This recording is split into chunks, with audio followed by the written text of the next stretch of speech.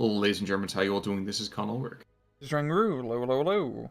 And folks, we are back with more Season 7 action. I think this is Division 2, might be Division 1, 3. but the 3. The important thing, though, is that we are on Kosatrica, and today we're featuring one new division. Rang, who do we have as the fighters today? On left hand side in the blue, we have Nonchalant playing 26 Guards Infantry with a Maverick income. Right hand side in the red, we have CK530 playing as Italiano Liberation Corps. So, new guys, of course, and coming on in, it feels like the Italians surrendered, and the first thing that happens is it gave them all of American tanks. But super quick rush over here, actually. We had a really, really crazy rush. Not sure I really think that's going to have a lot of staying power, but he certainly is swinging for the fences, is CK530. Yeah, rushing right into the two-man flamethrower team. Stack counts coming in, providing some fire support. Absolute bedlam early on in the match. We got the 50 cal half track providing fire support as well. Yeah, real ballsy maneuver here. But I don't think it's going to hold out all that well. No, I don't think so either. Certainly, I guess the Strakovi. But what to expect from the the liberated Italians? They got some really cool infantry options. The Maros, Bren gun spam, the fancy, shock mountain troops. But apart from that, pretty mediocre. They have a massive reconnaissance tab, but there's not really any good units in it, so it's kind of useless. It's just a decent infantry spammy division with just enough anti-tank and fire support to get you through. Well, if you look at the tank tab is just Shermans upon Shermans upon Shermans upon Shermans. So that's fun, I guess, right? Yeah. You can pick between the Sherman or the Sherman. If you get bored of the Sherman, you have the other Sherman. Exactly. Now, the Parakaduski over here is the Parakadutsi. Bless you. Exactly. I would say Gesundheit, but that's the wrong language. What to expect from them? I mean, they don't have the same fanatical stuff as we do see for the Arditi over here, but are they worthwhile? Are they discount something else? What do we say there? No, they're pretty good. I mean, you got the two Brens, the Berettas are good SMGs with the long range and the Reader trait. They're a little bit scritty, but they're not bad for the price, all things considering. But just looking up north, I do like that Stack Hound just positioning himself to shoot down the road, doing some sneaky forest play here. Or Nonchalant bringing in that KV-1 to try and finish off what is left from that northern aggression. It shouldn't be too hard. I think the only thing that's probably keeping guys safe and alive for right now, for that stag hunt anyway, the one in the town, is that he is not poking his little white tail out anytime soon. Oh, never mind. He's going to do it. Yeah. He's going to That's push going on to be through. brave. It's going to be a pretty interesting matchup against 26. We haven't really seen him in a while. And they're pretty decent. They have good infantry and fire support, but they're not a T-34 spam division. They're not really a tank spammy division to begin with. Those KVs, the 1s and the 85s, are decent, but then I don't know. I still think T-34 76 spam is the way to go, and especially in 1v1 maps like this. But I would tend to agree. They work quite well, all things considering. I mean, you got some really slapping infantry with the 26. I will say, if you look down south, things are not going well for the Itais. No, not at all. The Okmanchiki pushing on through, the guard DPs supporting, and those KV-1Es are going to actually be pretty tough to deal with, because they do have rather thick 110mm armor, and really for CK, your Shermans are going to have a hard time, so it's really coming down to the 17-pounders and Wolverines to knock them out. True, but of course, even as I say that, the northern side goes completely red. Yes, there's our Sturmovikis coming on in, as well as some guard DPs, but there's a surprising dearth of Soviet infantry where it counts. Yeah, I mean, those Sturmovikis are quite decent, all things considering. Same thing with guard DPs, good at long-range firefights, especially against a lot of the Commonwealth equipped infantry, because really only Bren guns from CK side. You get a lot of Bren guns, but it's still only Bren guns in the end of the day. We've seen that Sherman and KV go at it, neither can penetrate the other. It's a very anticlimactic duel. I actually kind of wanted to watch the stat count engage the infantry and to just frustrate them because there is no way they're getting anywhere close anytime soon. Yep. That KV-1E will probably have something to say about it, but this is still, another 30, 40 seconds that Nonchalant's going to be bleeding out just that much more.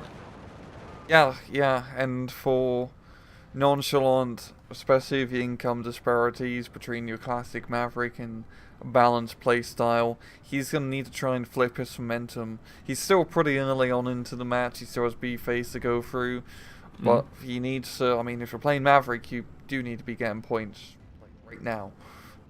Well, we saw the same thing happen over here on Tuesday as well. The Maverick, like you constantly say, you need to win early and often because the second you go into Phase B and you're down tickets, it's generally not going to be super great. Yeah, it's all just down to that momentum and gaining that momentum. Up north, it does feel like Nonchalant is starting to get that momentum a little bit. At one stat counter, however, doing a very good job of forcing those infantry to dismount for the time being, waiting for the DPs and the KV-1 to come and finish him off. Yeah, you said about disbanding, and I was like, is that legal? But, no, the Stacko's going to drive into the little, oh my gosh, no, I forgot that because the treat's on the northern side, you can still just play hide-and-go-seek the entire time. Oh, yeah, you got that little forest part area. That Stackhound needs to kind of book it. He needs to get going soon. He's got to know there's something heavier coming around the bend. And... AV? Yep. Transmission destroyed, though, so he cripples the TV. Honestly, not bad. He didn't kill anything in that push, but he knocked out that KV, forcing Nonchalant to get a supply truck, which he actually doesn't have. No, he does have. I'm an idiot. I was looking at the wrong tab on my screen. But still, just slowing down those reinforcements is going to give CK a little bit of breathing room to try and regain some forces up north. True. And now there is a 17-pounder down to the south that may not be able to kill everything, but I can tell you what, those KV-1s might find themselves a little bit encouraged to look elsewhere. Yeah, the southern side is pretty good for anti-tank guns placements, as you have blocks of forest scattered about between rather decent open ground areas. So it's going to be vital for CK to use his 6-pounders, so they have a very funky name, and the 17-pounders to knock out those rather thickly armoured KVs. True. Very, very true. Now, one thing we were talking about before said that the recon tab over here for the Italian Liberation Army isn't that impressive. But at the same time, I have to ask the question, what prevents you from just getting a billion Jeeps? It can only do you so much. And you don't really have a lot of good recon infantry. You got the standard small man teams, but you don't have recon infantry, or a lot of it, which can also count as frontline units, like big beefy squads with good firepower. It's just a lot of different smaller squads, and not even that many armored cars you can really take advantage of. It's more of a historical accuracy thing why they have such a huge recon tab. But as you can see, and I think in a lot of people's decks for the Liberation Army, their recon tabs, even though is potentially can be filled pretty heavily, is usually quite barren. That seems a good way to kind of put it. It's just calling it barren more than anything else, I think, is a pretty accurate idea. Well, to be fair, Nonchalant's recon is even more barren. He didn't even decide to bring any. Yeah, because, I think a lot of Soviet divisions take recon exactly the same way. It's the guy who walks in front. If he gets hit, you've done your recon. Yeah.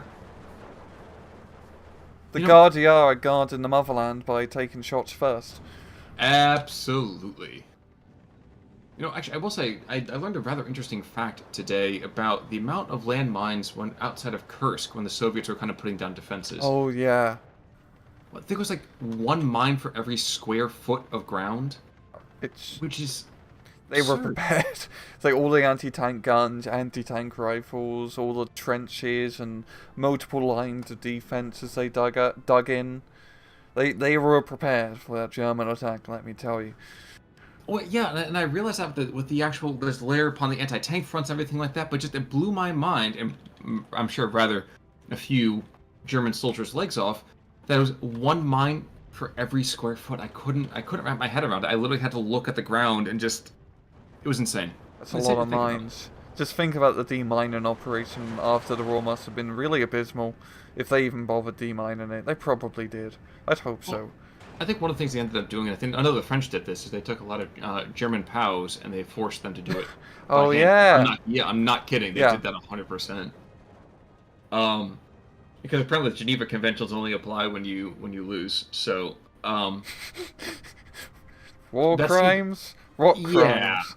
Yeah, exactly right. But it is 1311. We're into Phase B here, so this should be the time for Nonchalant to be a little bit less indifferent.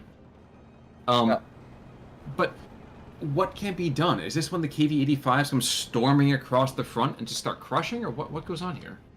I think the KV-1 should still be pretty decent for the time being. He really just needs like the cheaper fire support compared to the anti-tank. Yeah, I'll take it back. There's quite a decent amount of Sherman, so those KV-85s can fight him rather effectively. We do see the lone IS run being brought out, but he is definitely more in a reserve position. But CK still has pretty decent momentum. I mean, he's not gaining a huge amount of territory, but he's got a slow little plus run and a balanced income, especially against the Maverick this stage of the match. That's a pretty good position to be in.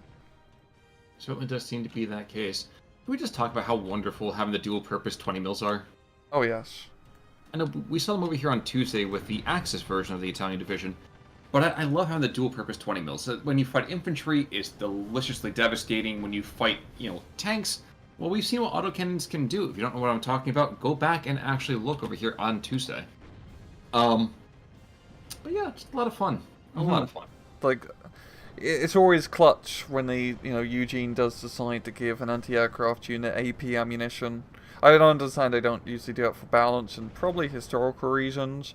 But autocannons, I love a good autocannon. I would say I'm a card-holding member of Cult of the Autocannon.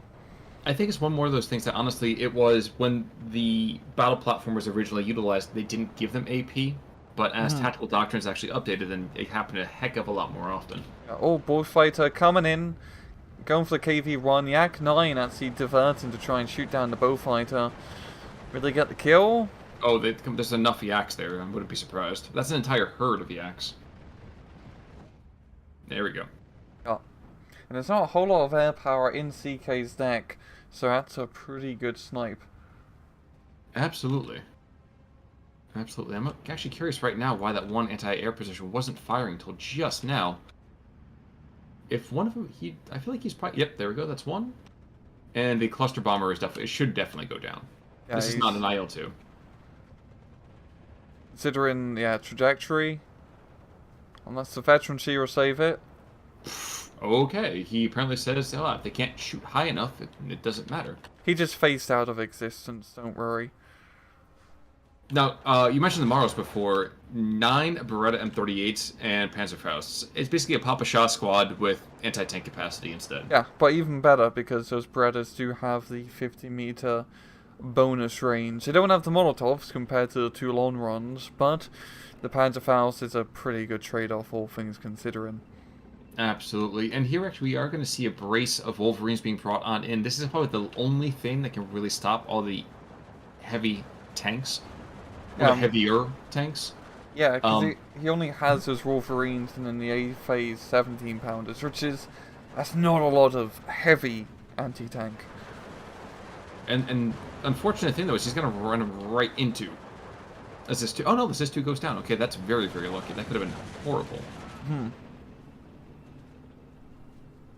But looking outside of that, looking back in the center, it still continues to be a 12-12. So the longer that the Italians continue to hold out, the better it's going to be for them, obviously. Yeah, CK is doing a pretty good job just, holding that important village sector up north, just keeping the central position, quite centered. He just has enough firepower, but down south is, I think, where things are a little bit shaky for him. He can hold, and it's only really 2 flags, which Nonchalant can capture, which isn't too bad for CK, and there's still a decent amount of defensive positions, but just looking at the amount of units, Nonchalant does have quite a lot of dude here, unless these Wolverines start culling the herd. That might happen, but at the same time, there still is the KV-1 has to be engaged now, because he cannot afford to lose that 17-pounder. Yep. He's going to lose that 17-pounder. Yep. Good snipe here. Very good snipe. Okay, KV-1 does go down, but there's still Zis guns and everything like that down there too, so... Yeah. And the Russians definitely have a decent amount of anti-tank available, the SU-85s, and of course those KV-85s, which... Oh, and the ISU-152s. Yeah, 26... We don't see them as often. I quite like the division. They have all the fun fire of, like, you know, heavy-duty Russian equipment without, like, resorting to T-34 spam. They have some T-34s, but just enough to get you by. Well, why bother when you have big bloody assault guns? I mean, that's way more fun. Yeah, so like ISU-152, whether you want a bunker or Panther blown up, well, the high explosive shells will do the job. Oh, Yak 9s continue to come on in. Yes, they do get a couple of kills here, but those dual purpose, I think, will they claim another kill? Potential? Not quite. Okay. Staggers out of there against all odds. Yeah. And we also see Nonchalant has invest quite a bit of armor into the center here. He's pretty much got one of every tank. The KV-85, Runny, ISU, and an IS-1. So there's not a whole lot of anti-tank in the center here from CK. Heck, not really a whole lot of infantry left. So I think if Nonchalant was to concentrate some more infantry into the central position, he could make some good territorial gains. I'm just see if he has anything else. Like, I'm wondering if it makes sense to bring the other pair of anti-aircraft guns, at least just the same area, and then just try to depend on bow fighters as much as possible to at least force back any kind of lingering or any kind of, you know, Soviet armored push. Yeah, he's really going to have to make good use of his bow fighters now. He only has 2 of them left, I believe. Mm-hmm. So, yeah, he's starting to look a little bit light in the anti-tank department. And he's starting to lose some ground here, too. For at long last, it is, in fact, 13-11. Of course, that said, oh, here's one of the bow fighters right now. Not sure what he's aiming at. In fact, I don't think he knows what he's aiming at. He's not aiming at anything. What's he going for? He's just going for, you know, a Sunday flight. Well, and 25% of the Crusaders just went down. Oh. Which, this is one of the rare occasions I feel like the Crusaders actually probably really quite good in that town fight. You can't be losing them. Yeah, I got against the infantry, but if one of those tanks come around, oh, he's going to get sent back to the Crusades. Well, at that point, you probably just would say he has chosen poorly, but, yes. Yeah, no, I mean, yeah, please. No, we're just seeing, like, his, like, Nonchalant is getting his momentum now at the end of B phase. So he has a good amount of units, he's starting to trade efficiently, but the question is, he has a limited amount of time to really maximize this economy advantage he has, whether he can keep up his momentum when the income is 2-1 not in his favor. Well, and that's the thing I was going to bring up, isn't it? Is that also when you get into C phase, the Italians, there's a ridiculous amount of infantry expected at that point. I mean, into the end of B, it's what, like 70 squads or so? There's still another 30 or 40 squads into C. And when you have, like you said, the income advantage, that's going to be ridiculous.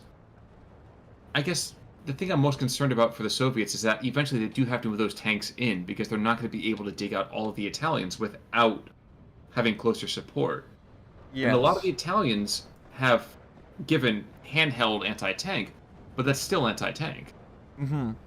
It's really going to come down to just whether Strafniki can just hold him down and wait for the actual tanks to come in to provide adequate fire support. Mm-hmm. Really just artillery. I mean, does he have... He doesn't have any of the massive artillery guns, but he does have off-map available to him, so honestly an off-map strike in the center of that town would do him wonders. Well, Wolverines are going down one by one.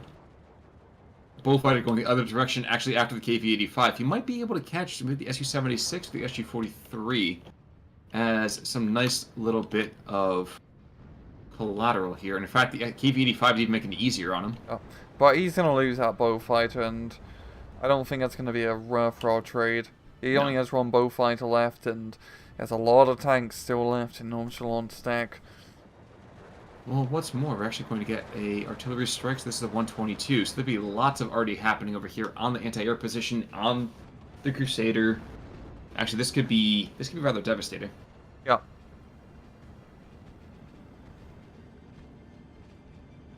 And the 122, it's one of those things like when the first artillery shells come down, I'm always like waiting with bated breath. And with all these Italian troops are going into that blast as well, so this is not going to be pretty. No, that's a real good stun up, yeah, but he has nothing really to follow up that push, unfortunately. So just, yeah, really for CK, it's just going to be about just throwing enough infantry bodies at these forests and towns, and hopefully that'll be enough to hold off the Soviet advance. But even then, he still needs to capture a flag. He needs to capture multiple flags, really, if he wants a victory at this point. And I think just any sort of aggressive play will be quite difficult from him, just in regards to the equipment differences and just momentum. True. True, but he does get 11 Shermans. Does. Oh yeah, he has. Yeah, he has a lot of she-face Shermans. Yes, and I think that was the one thing I think that a lot of people probably will miss about the Italians is that, yes, they only get Shermans, but they get a bloody lot of them. Yeah, and those Shermans are a decent fire support, but he's gonna have a Oh no, lot I'm sorry, of time. he gets 22 Shermans. Yeah. Forgive me. It's a lot of Shermans, but it's going to be, I mean, a nice thing is that he does have the economy advantage. So if he can spam out those Shermans and maneuver them effectively, he'd be in a good spot, but in head-on fights against the Soviet heavy armor, it's going to be a bit difficult. Well, the last bow fighter is coming in after the IS-1. Yeah. And pretty much as we expected, not going to achieve a kill on that. He will get killed, almost for sure. Nice little deflection run. He's going to go down. The question is, will his Tormentor go down as well? I don't think so. Oh, and now, yeah, it goes all the bow fighters, yeah. The CK's anti-tank position is not looking Gucci anymore. Yeah, I think he has a few Wolverines left, but yeah, it's just going to come down to Sherman spam. He has 2. Oh. He's lost 2 of them down to the south already, so not a whole lot to lean on there either. No. But at the same time, I mean, Nonchalant doesn't have a whole lot of infantry, but at the same time, as well, he's got that 2+ advantage now, 16-8. I think that's really just coming down to the south here. That sounds about right, and it's kind of funny that we keep saying it at the same time and at the same time, but that's kind at the same time, yo. Yeah, exactly. But I mean, yeah. It's really interesting to see this new Italian group. How would you play this yourself? What would you be doing a little bit differently? No, I think he's pretty much doing the best you can. Maybe take the 2-star, like Sherman's a 2-star veterancy, and invest a little bit more in heavier anti-tank, like more 17-pounders. But I mean, really, you just have to spam those infantry and make those anti-tank weaponries last. Especially against 26, where all it is really heavy tanks. Especially how Nonchalant is playing it. That's one of the problems with the Italian Liberation Army. That's just we keep saying over and over and over again in this cast. It's just coming down to the tanks. The infantry is pretty awesome, but it's not. They can't fight a KV-1 at 1 kilometer. Not easily, anyway. It's even harder still when the Yaks are coming in. The Yaks are just going to drop cluster bombs everywhere. Oh yeah. So I see a dead Sherman in the future. The anti-air be enough. Oh no! Crusader actually does something. He's not going to last too much longer because he's almost out of ammunition here. But the Crusader doing exactly what he's supposed to do on the tin. Well, it's actually quite impressive he's almost out of ammo. That's quite rare. He should be dead by now. That's also true. I mean, there was another Crusader down to the south. That was the first Crusade. And as we all know, the first Crusade was a lot better than the second one. So the second Crusade was down to the south. He died very quickly. But yes, as I continue to try to bring in medieval jokes in a very, very different century, it is in fact 17-7 against the Italians. So things have not gotten better as we've turned away from the score. Yeah, it's just Nonchalant, slowly but surely pushing back CK, which is very impressive considering the income disparity, but even though essentially what's happened is that he's managed to buy all of these tanks, and he hasn't really lost any of them. So a lot of his B-phase forces are still alive and kicking on the battlefield, which is keeping that momentum in his favour and allowing him to continue his pushes. All he really needs to do is keep investing in infantry to actually gain some ground.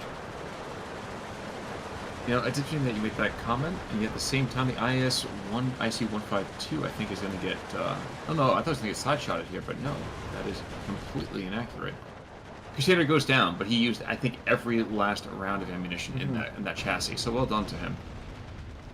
Or a hero for the cause, yeah, but yeah, we're seeing the ISU and the CK530 close into the town. Those Shermans, they're going to be okay. But the infantry are starting to move on through. Only anti-tank rifles, but still, just a few critical hits can make those Shermans combat ineffective. And therein lies the rub, doesn't it? I mean, we are going to see another Crusader, so the third of 4. But, meh. And they're both Wolverines. Ooh, you're right. Yeah, they come to the north. You're absolutely correct. This might be the final saving grace to the northern side. Yeah, but even then, is KV-1E and a KV-85, and fortunately for him, no anti-tank guns in the forest which can pop his Wolverines. True. True. One thing I'm kind of noticing as well, though, too, is it is 14-10. Some of those 50-yard line flags are getting picked up, and as Zis guns are getting picked up, as infantry squads are getting picked up, there's nothing to replace them. Yes. Yes, this is where the...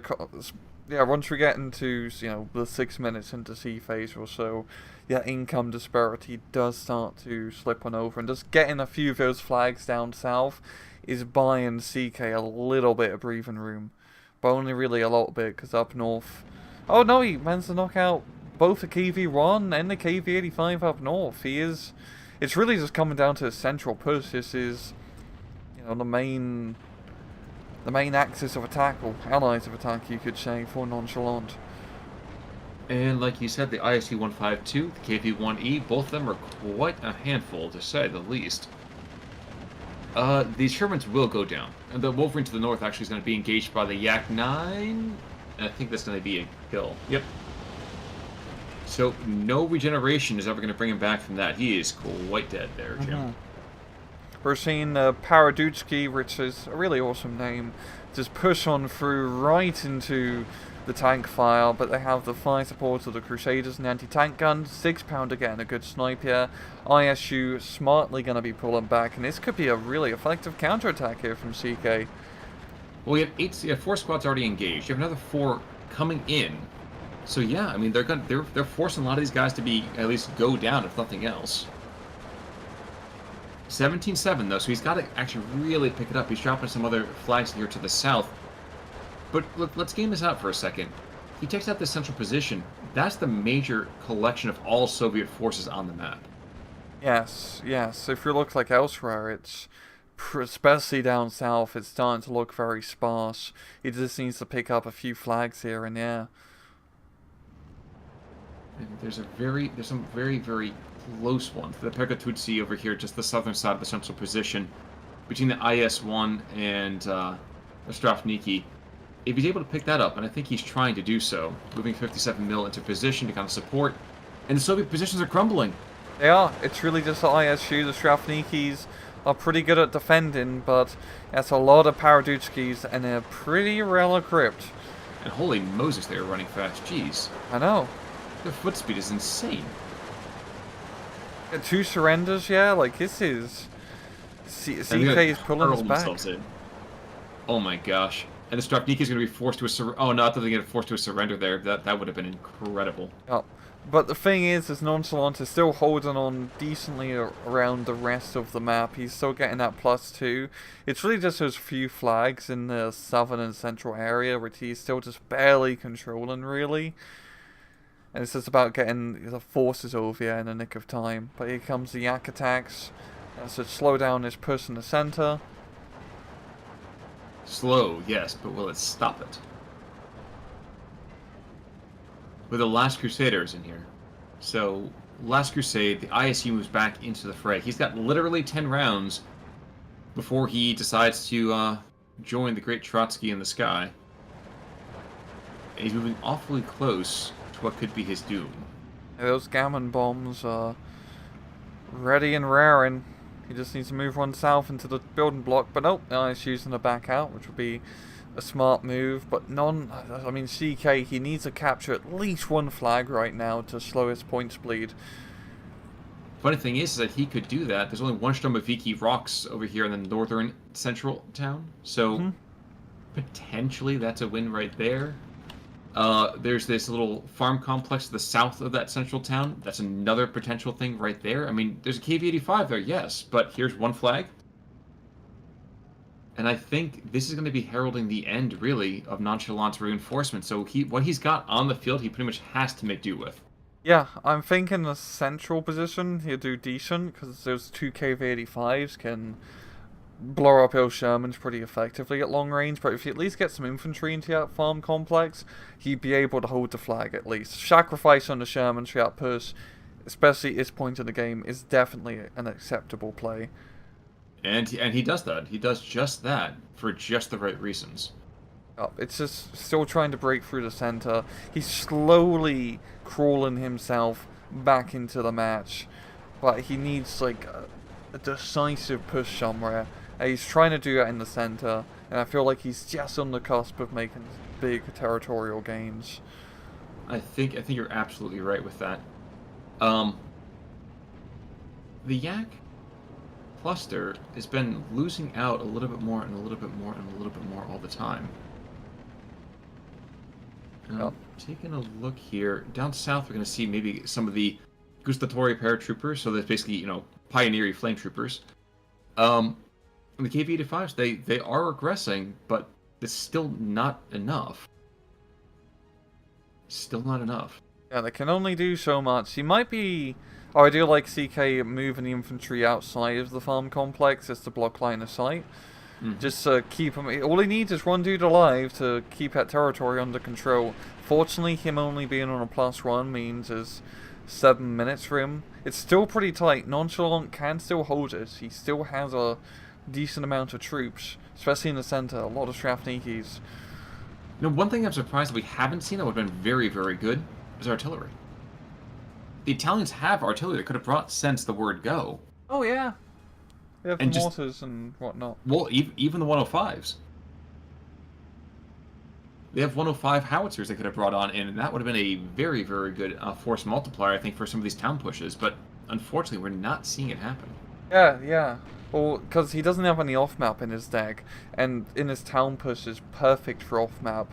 You strike, you move up, you'd be able to get a good territorial gain, and maybe get that one flag on the crossroads here. But once again, more Yak attacks. Being stopped by the Crusaders, CK just has a decent amount of anti-aircraft fire support now. But those Yaks are coming in hot. Very hot, that is. True. And have we run out of Italian infantry? I'd hope not. I was gonna say, I mean, just we haven't seen the same tonnage of, foot cav, let's call it, coming on the other direction. A couple of Maros are coming in, so I think we still have at least 6 or 8 of them. Wouldn't be surprised anyway. Yeah, so this is the 1-star veterans, you guys. So I don't think we've seen too many. No. But yeah, we're seeing the Maro push being brought in, but Nonchalant, I say only 5 minutes he needs to hold on for, which... I don't know. I don't know. I don't know, Khan. Oh, the 2-tick. It's a southern central position. Because the farm, yeah. Just a decent amount of long range. Just being able to zone out that's like southern open field position with his KVs and IS-1 is keeping him in the match here. Just keeping those heavy tanks alive is giving them a good backbone for his frontline forces. This is truly on a knife's edge, though. I mean, there's a 4 Maro push happening to the northern side. If they're able to get into position, that KV-80... Oh, no, never mind. He's pulling them back from what they used to be. Yeah. Okay. But Shermans are... Oh, they were doing pretty good in center, but one of them charged up a little bit too much and got blapped, yeah. Oh, it's the T-34 finally. I think this might be the end of our intrepid hero. Yeah, even if he does bring it back to a +1, it's too late. He needs a he needs to neutralize the cap difference, so to speak, and that doesn't seem to be happening. He's going to bring it back, I think, to that +1, at least for half a second. Nope, never mind. The Stromoviki rocks are going to take that. So, yeah, folks, I think this might be the swan song for the Italian Liberation Army, but gosh darn it, they were really quite close. Yeah, like in that, 26 to like 30-minute mark, they were making some really good progress, but those heavy tanks held the line. And just a huge amount of Superior Strafnikis being able to buy time. They buy time with the blood for the motherland against the Italians somewhere in the Eastern Front. The Italians fighting for the Allies.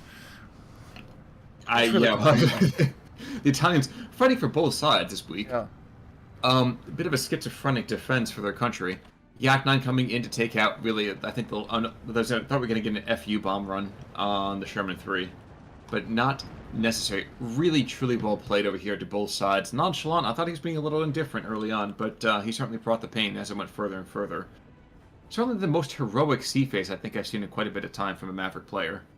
Yeah, managing to just barely, I say barely hold on. He managed to get that important territory early on, even though he didn't... I think the better way to explain it is that he invested well in B phase and kept Joe's investments alive. By investments, I mean heavy tanks, and that essentially just run him the match. It's just the lack of anti-tanker from the Italians. If he had more 17-pounders available to him, because if he was knocking out those KV-85s and IS-1s into that late C phase, then he could just move up the Shermans and be like, what are you going to do? I have a 50 cows and 30 cows, and I'm shooting at you. Exactly. And if you look at KD over here, yeah, quite a bit of a change here. Yeah. And then kills, nothing really too crazy from the Liberation side. Sturmoviki doing decent. Yak 9. Oh no, get to the ISU 152. Oh, look at him. Blowing everything up. And indeed, if you go a little bit further down, the IS-1 Camprotti did okay. You got 3 kills right there. There's Bunin, the Strafniki, kills Crusader, and a ton of paratroopers. I mean, like you said, trading very effectively and not losing. Let's see, 1, 2, 3, 4, 5, 6, 7, 8, 9. So he lost 9 of his 23 tanks, and that includes assault guns, tanks, anti-tank, everything. So that's a very, very good force, kind of, force maintenance. Thanks for doing the math on that. I've been too lazy to count. Happy to help out. Yeah. But regardless, well done to CK. Very well done to Nonchalant. Hopefully we'll see more of the Italians. And actually, you know what? I'm crossing my fingers we get a Brazilian replay in here soon. Yeah, all the news, they've honestly done a very good job with the DLC. It's a little bit overpriced, all things considering. But the divisions are cool. Yeah, they're unique. They're fun to play. I'm quite surprised with the quality of the DLC. Well, and we constantly prattle and hold it up as a nice opportunity, but well done. Eugene, we'll complain about an awful lot, but we appreciate the fact you're including these countries. So well done. Any final thoughts, sir? No. Well, folks, in that case, then, until next time, I'm Conor Work. I'm Rangru. Take it easy.